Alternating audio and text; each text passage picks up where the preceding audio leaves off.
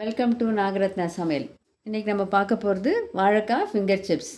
தேவையான பொருட்கள்: நீட்டாக நறுக்கிய வாழைக்காய் நல்ல ஹாட் வாட்டர், பாயிலிங் வாட்டரில் போட்டு 10 மினிட்ஸ் ஊற வச்சு எடுத்துட்டிங்கன்னா போதும்.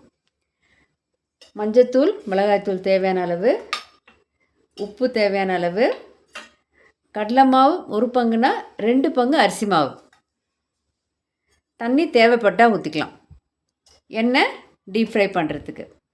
வாங்க இப்போ எல்லாத்தையும் மிக்ஸ் பண்ணலாம். நம்ம வாழைக்காவை போட்டுக்கோங்க ஃபஸ்ட்டு.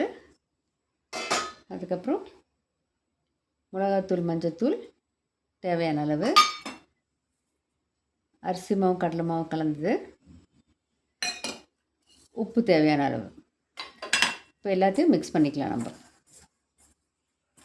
மிக்ஸ் பண்ணும்போது தண்ணி தேவைப்பட்டால் விடலாம், இல்லைன்னா வேண்டாம்.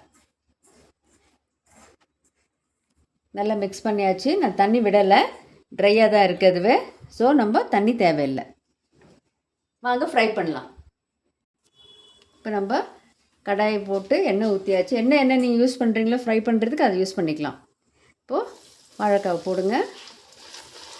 ஃபிங்கர் சிப்ஸ் மாதிரி உங்களுக்கு கிறிஸ்பாக வரும் மேலே.